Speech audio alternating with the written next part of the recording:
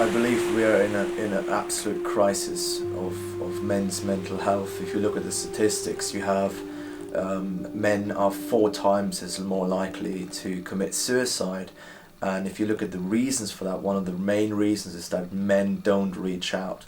Men stay isolated because the stigma or the social expectation of what it means to be a man, which is toxic masculinity, is to man up and to not reach out. So men rather kill themselves than to lean into brotherhood. The space for men's mental health at the moment is in a difficult situation. On the one hand, we have been taught that there's a very specific way that men are supposed to show up. We're not meant to connect with our emotions, we're supposed to bottle them down, we're not allowed to share. We have to stay strong at all times and kind of be a guiding, supportive force. And there aren't many spaces or much information about how we're allowed to show up outside of those, which makes it very difficult for men to be their entire integrated wholes. More difficult emotions, or particularly emotions such as loneliness or sadness, vulnerability, the desire for connection, those aren't things that we're encouraged or really allowed to express. For generations we've lived in a way that deeply disconnects us from the natural world. Most of our lives were in buildings, in our homes, in our workplaces, in our cars. Everything around us is fast-paced and busy and noisy and stressful. There's no time to look after ourselves, no time to breathe, it feels like sometimes.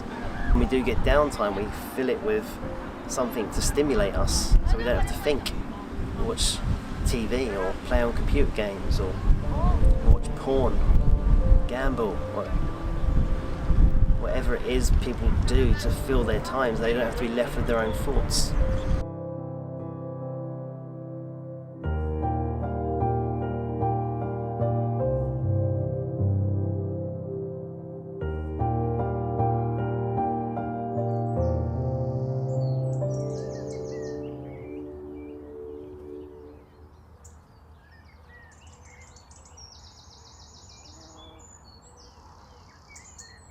We're going to do some fire stuff today. We're going to do a bit of knife work and whittling and crafting. More than anything, it's great to learn some new skills, but it's also nice for us to have a day out of our busy lives. I'm sure we've all got lots going on, whether it's work, children, families, our own health. So it's nice just to have a day out of it all, just to come and be in nature.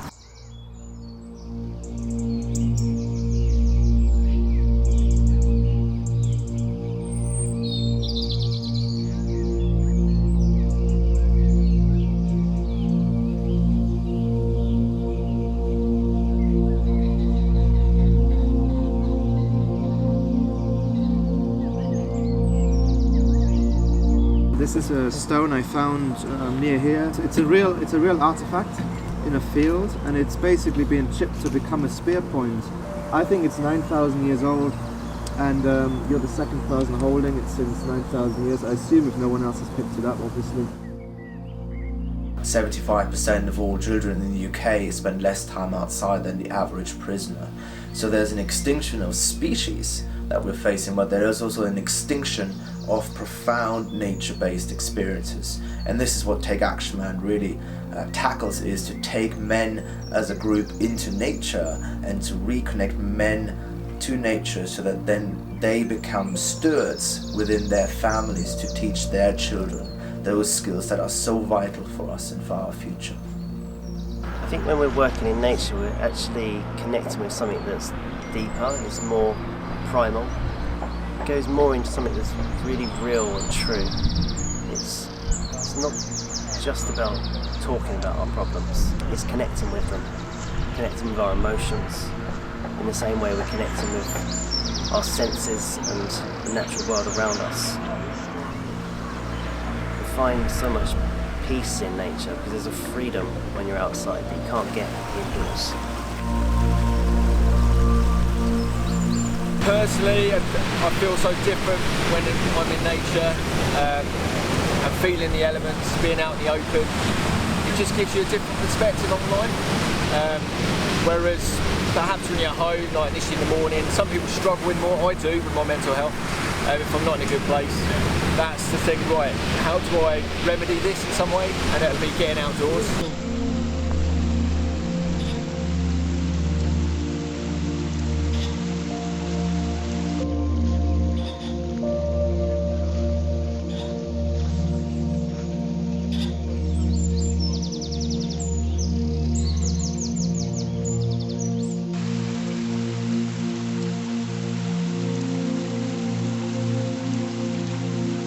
Going back to nature has saved me.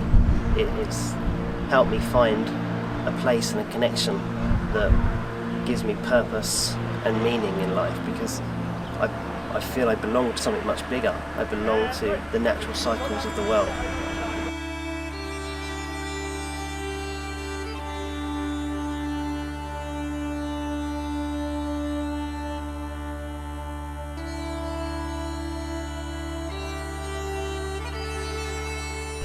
So for me, I feel really passionately about working here in Hastings because it's my town, because I live here, it's my home. I was born here, my family's from here, and my heritage goes back hundreds of years in Hastings.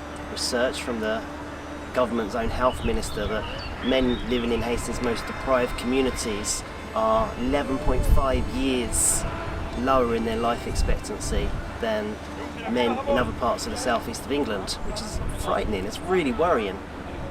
We know that Hastings and St Leonard's have some of the most socially deprived communities in the whole of the country, in the top 10%.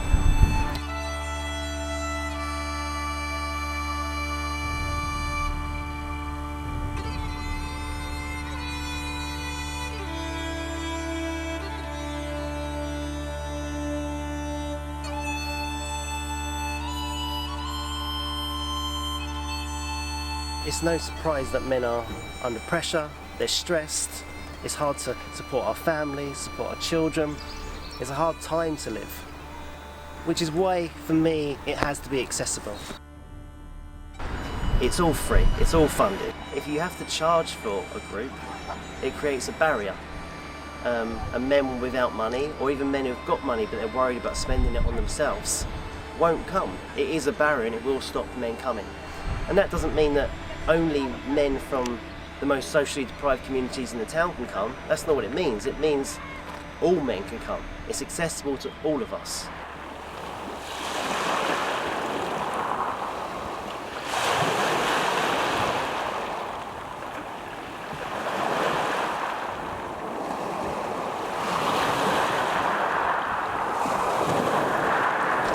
Most of the time our nervous system operates independently of thought, but because the impact of the nervous system largely shows up in our breath, we can use the breath to kind of crank backwards and affect the nervous system. And the long exhale, in contrast to short inhale, we don't do when we're running from a tiger.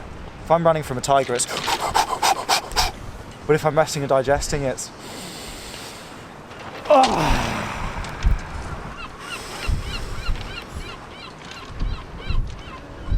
And doing that sends the message to your body. Like, even though I feel like a bit of a dickhead doing this in front of you all, like I feel chill. Like I physically feel chill, which is really nice.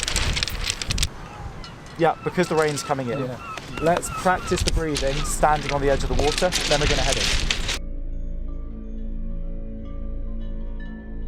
It came to me in a dream once. Actually, it's from like so I was kind of on the edge of this lake, and this ancient like Viking figure, covered in ice, came and stood in front of me and then looked me in the eyes and said, there's like this chant that I want to teach you for dealing with the cold. So basically you get in the water and you shout, "It's fucking cold!" And if you keep doing this, it works really nicely.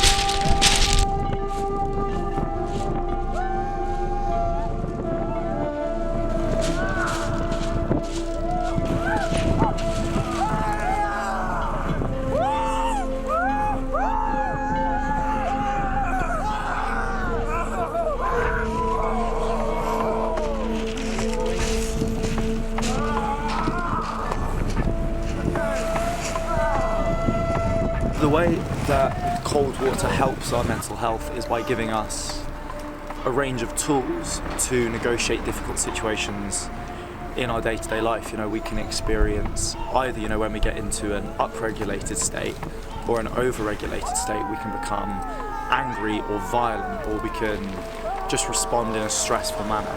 But by negotiating an intense experience but telling us we're safe, we increase our capacity to handle those difficult circumstances. And it can also bring us up from a place of depression or disassociation. It can get us back into our bodies with this physical, sensorial experience. The aim is to spend our time in the water as calm as possible, responding to this intensity, but with choice. So calmness doesn't necessarily mean tranquility, it just means a sense of security and a sense of control in this heightened state and in this heightened space. When we're in the water, this intensity can build, and that we're aiming to return to a place of control, and that when we leave, we're going to do so in a place of control as well. We're not rushing to get warm, we're not rushing to get safe, because when we do that, we tell ourselves that the water experience was traumatic. Instead, we get in calmly, we maintain our calm in the water, and then we leave calmly too. So, we're getting from side to side like this is the highest priority. I'm mighty impressed. You'll seeing a lot more light in people's eyes. They're excited. Everyone handled it like a champ. And I'm thrilled by the turnout, so it's great. Amazing. I'm buzzing.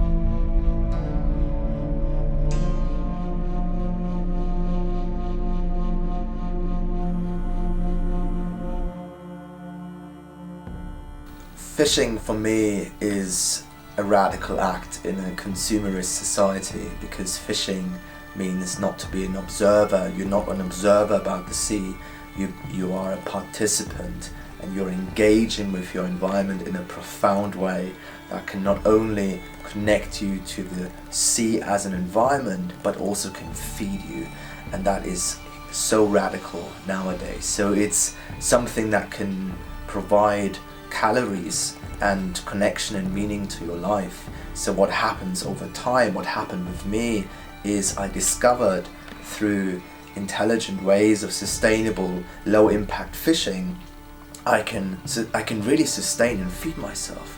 And that was not only such an empowering feeling for me, but it also brought an immense amount of gratitude and care for the sea. So I started collecting plastic on the beach, I started cutting away invasive seaweeds, because I really wanted that sea to be healthy, because it gives me so much.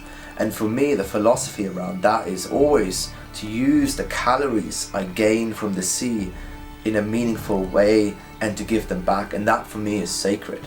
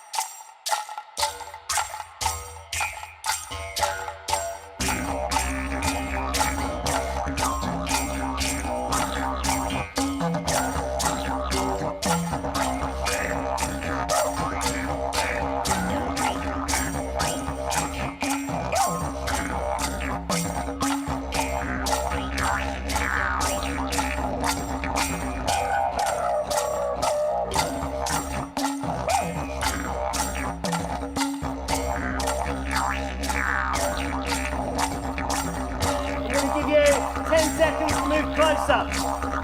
10, 9, 8, 7, 6, 5, 4, 3, 2, 1. That tree wasn't thick enough.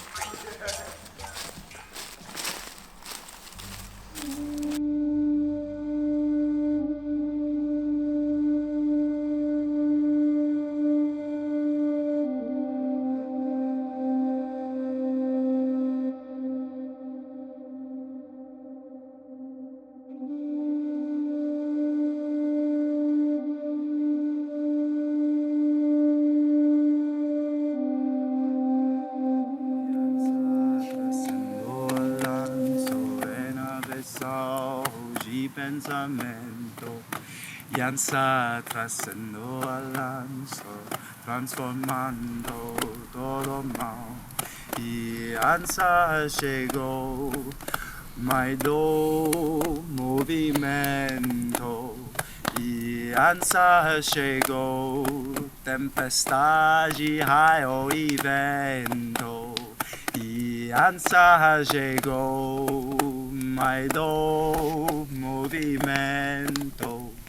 Y ansa llegó, tempestad y rayo y vento. Y ansa llegó, tempestad y rayo y vento. Y ansa llegó, maido movimento. Movimento. Movimento, movimento.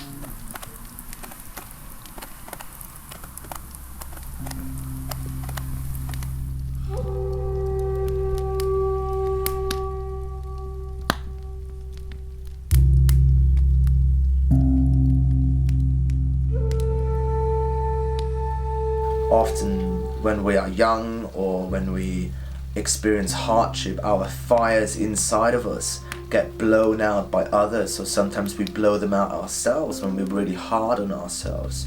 So for me, what I really see is when somebody makes fire, they're often sort of rekindling that flame inside of themselves and nurturing that flame inside of themselves, standing in their own power again and speaking up for themselves.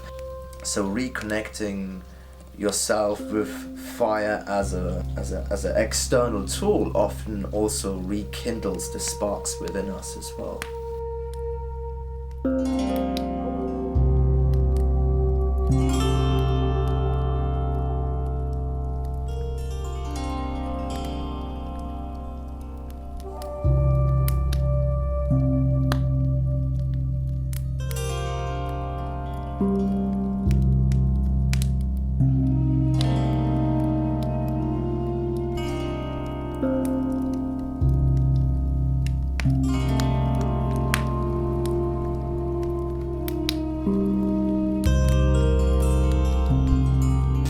Food rules our lives really. We eat for celebrations when we're depressed or fed up.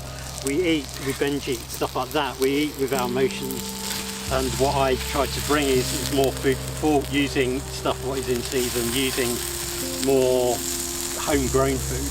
Fire is such an important thing in our life, is our main source. It keeps us warm, it cooks our food, it protects us from danger and stuff like that. So to sit around the fire and eat something with fellow men is just phenomenal. I've seen from my work and over the last 18 months with men, just the simplicity and the beauty in just sitting around the fire sharing our problems.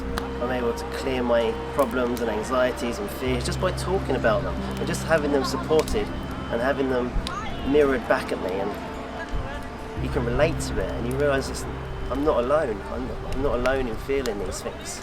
The men's fire circles have been invaluable. I mean, on a kind of more deeper spiritual level, I believe that, fire is kind of the key element of transformation. The opportunity for change and for development and openness of fire is perfect for that, particularly in the natural setting in the woods. It's brilliant. But what I also think the fire does from a more pragmatic viewpoint is, like I say, guys often don't know how to be without a purpose. And I've noticed a lot of the guys at the men's circle come and, when they're coming to reflect, they might not yet be ready to share their deepest emotions, but just, yeah, man, being here at a fire with other men, it just does something special. And seeing that it's able to touch everybody, no matter kind of what stage of connection you are with your emotions, how your mental health is doing. The sacred circle will show us what we need to see. It will hold us. It does hold us. It offers itself through compassion, it offers itself through intelligence, it offers itself through love.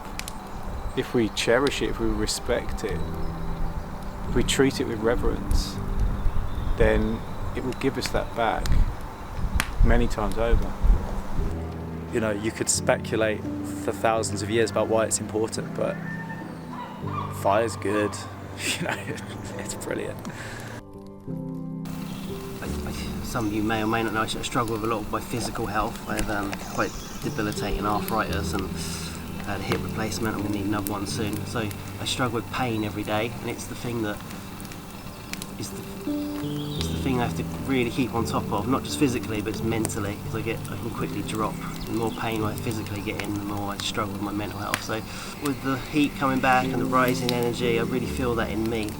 I noticed today that I've had a really good week, really connected week, sitting on the beach a lot, talking to my folks who passed last year. And yet, walking down that track, I noticed this weird city energy, this kind of jagged energy that suddenly started to find its way into me. But feet on the floor, right? It's hard time for me because it's most hardest and most beautiful same time part of my life. In my country now is war, and I have like a gold ticket to be out abroad, not in my country, when war started. And every single day when I wake up, I think about maybe I should go back and defend my country, but at the same time I feel like I'm not brave enough, I'm not strong enough to kill someone, even if it's like the opposite sides, like soldier of occupation army, and I'm not good enough to be a soldier. And same time I feel like it's a beautiful place, and for some reason some cosmic brain put me to the Britain, to this kind of people, to this nature, and I'm grateful every single day. So it's I want to tell, like, it's quite hard and quite beautiful moment in my life, and I don't understand how I can be with that, and that's all. Thank you. From my own experiences of being near suicide, that these opportunities to become close to men that really do care can be a lifesaver. It really can.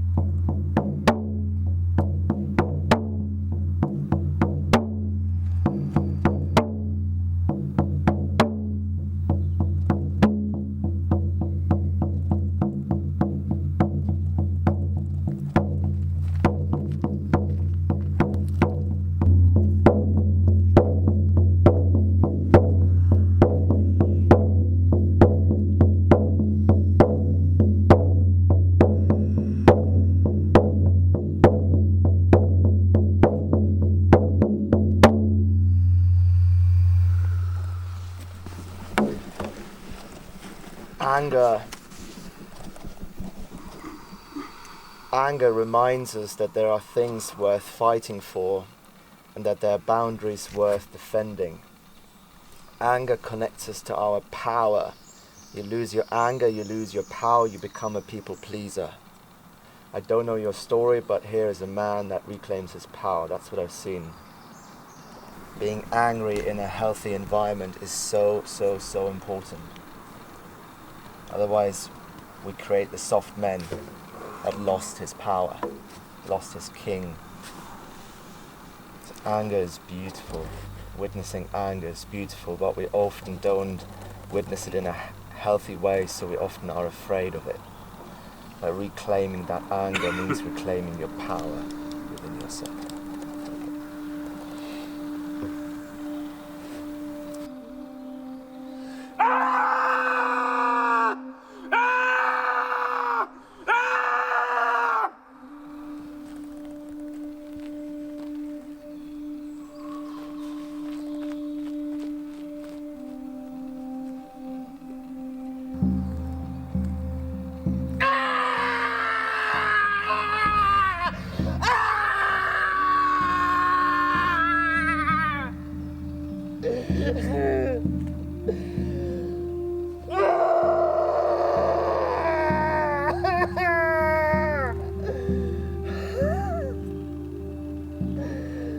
In the Western world, you often see the body being used to carry our heads around, and you go to other places, to indigenous culture, and you observe how embodied people really are.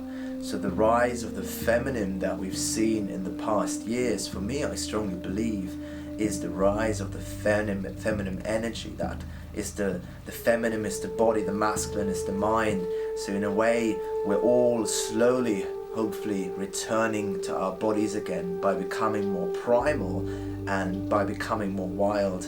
And in order to do that, to come back to your body, you have to come back to all these feelings that are stuck in our body.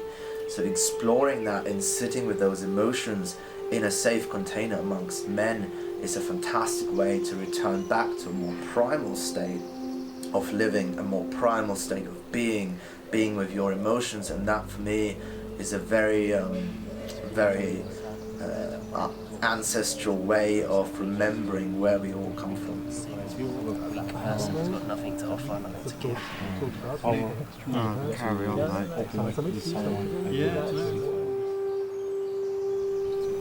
I see a lot of sadness. I also see a man who has a willingness to be there for others, but maybe sometimes struggles to be there for himself. So holds a lot on his shoulders here. To embrace those bits which we might have once or for the majority of our lives have hidden, suppressed. Maybe it's us that have suppressed them, maybe it's a conditioning that we've chosen that to suppress those emotions, to suppress those parts of ourselves has been, for some of us, for many of us, a protective measure. But a question that I have is it necessary to continue with suppressing those emotions and suppressing those parts of us which need to be seen? And then just maybe they feel empowered enough that those parts of us can be integrated and we feel much healthier and much more balanced and harmonious in our environments.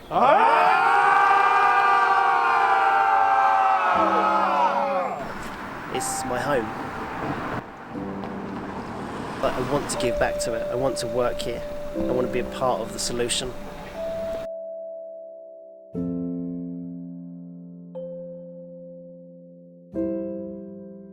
Yeah, it's a special place. I mean, home is always special to anyone.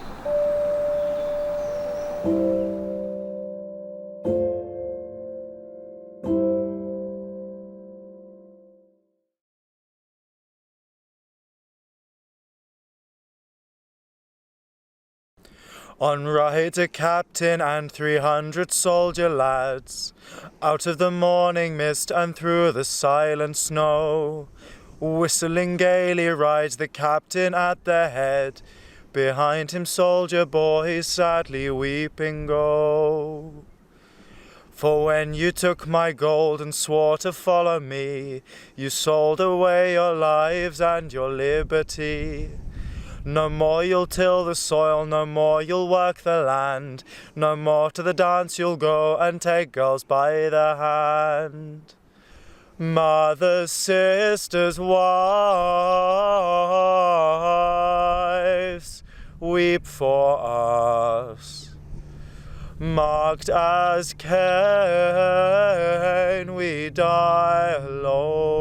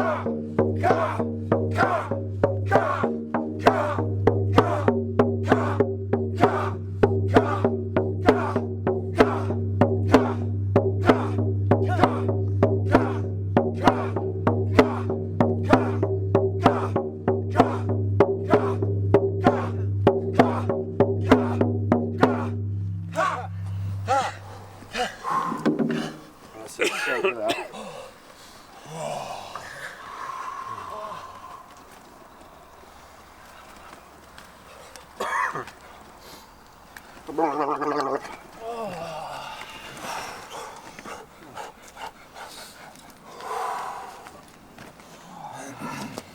let's do a quick sharing. Let's go. What's alive in you right now? Feeling spent. Feeling spent. What's alive is the energy that's been created inside. Yeah. Yeah. Feeling like you went through a washing machine? Yeah. But in a good way, if that makes sense. Makes the shirts clean, doesn't it? Yeah. Yeah. Good. A bit of soreness in my throat. I feel light. I feel strong, and I'm feeling more of the man I want to be. Yeah, and I feel grateful. I am grateful. Thank you. Like I should be doing this every morning. The rising sun. I feel connected and secure or comfortable with other people again. There's a connection to real people and real things. Yeah, the noise is dissipated and the real stuff is surfaced. I feel.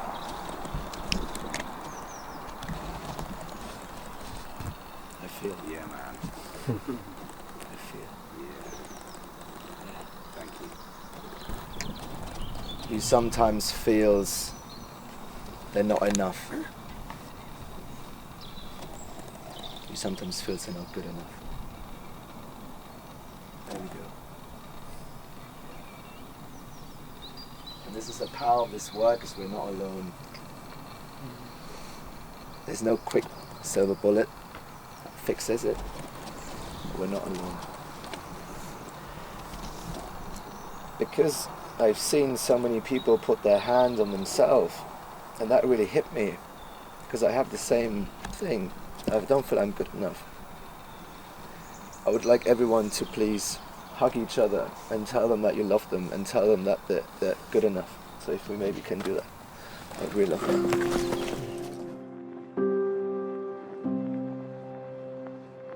Personally, I believe that Take Action Man holds the seed to bring wider cultural change within the local community in Hastings, but also nationally or globally. This is the work we need to do, and there's a real sense of urgency for that.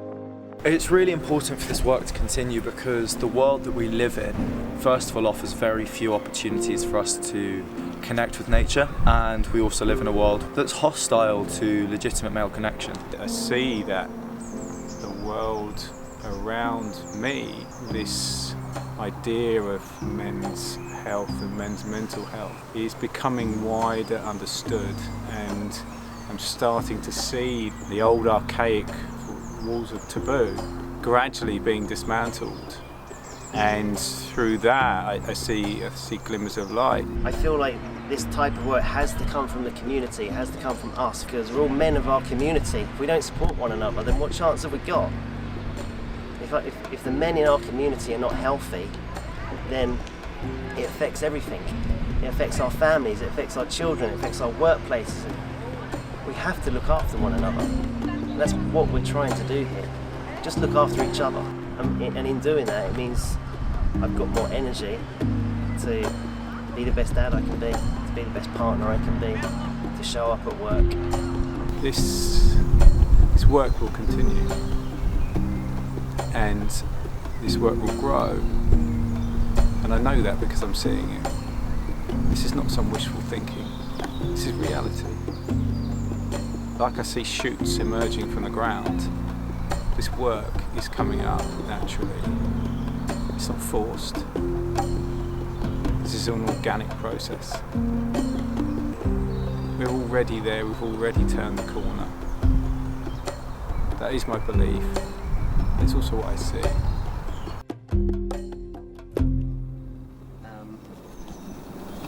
We're going to just finish a little song. The reason I do everything I do, the reason I set up Project Rewild, the reason I'm so passionate about helping people to reconnect with nature is because it's who we are. We are part of the natural world. We forget we're not separate from it. Just like any wild animal, if you put a badger into captivity, it'll still try and dig holes Same with us, we've evolved for thousands of years to be part of nature. We're tool-using hominids, we're meant to be outside, we're meant to be connecting with our environment. We're intrinsically a part of it. We forget in our modern world, we become so disconnected. The closer we go back to nature, the more we find our own true wild nature, the more complete we feel.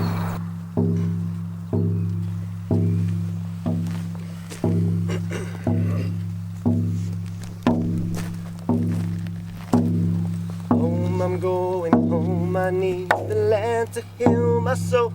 Take me home, over the green, green hills and far away. Home, I'm going home, I need the land to heal my soul. Take me home, over the green, green hills and far away. Home, I'm going home, I need the land to heal my soul. Take me home, over the green, green hills and far away. Home, I'm going home, I need the land to heal my soul. Take me home, over the green, green